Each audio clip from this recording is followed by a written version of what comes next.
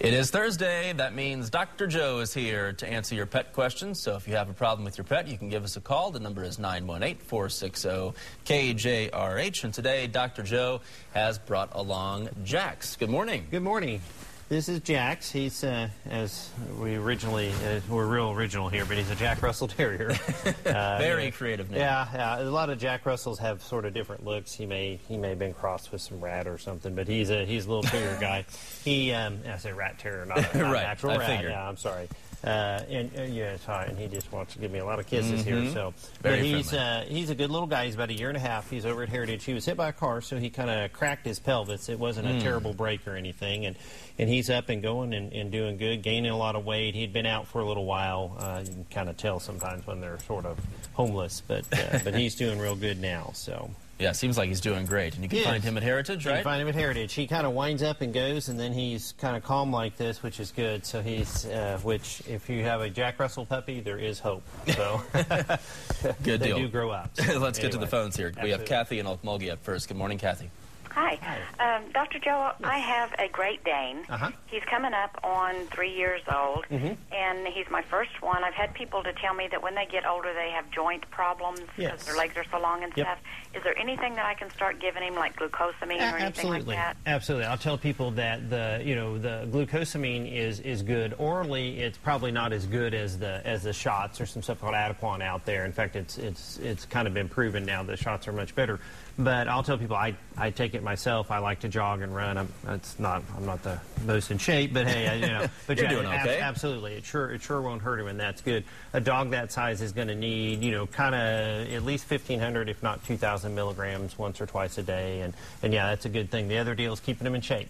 Not necessarily running them to death or anything, but doing some jogging and walking, because those dogs have a tendency sometimes to just be kind of laying around a little bit. They're actually not like Jack Russells, so it's good to get them out and get them a walk. So. Sure.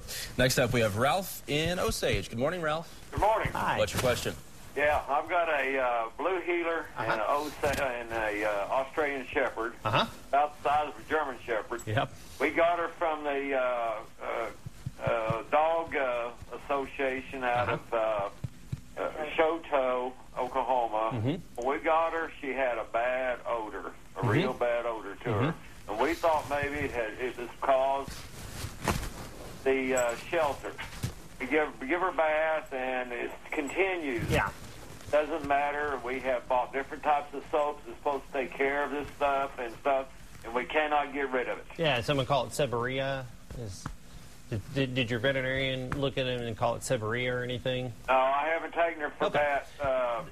The first thing you want to do is take it in and kind of talk to them, because sometimes they have oily skin. It's called seborrhea, and there's a couple of different things you can do for that, but it does kind of involve bathing. But the basis of it, a lot of times, if these are allergy dogs, is actually addressing the allergy, and sometimes that will take care of the odor. You may be talking about seborrhea, which is oily skin, and it gets kind of smelly and rancid, and they get real dirty because it's the dirt sticks to their skin and stuff. So, but make sure your veterinarian wants to make sure you don't have like a skin infection or something else going on, say in the ears, for instance. Sometimes we've done that where we lift up the ear and they go, oh, there it is. So anyway. Well, let's squeeze in one last caller here. It's Jennifer and Henrietta. Good morning, Jennifer. Hi. Hi. I have a cat.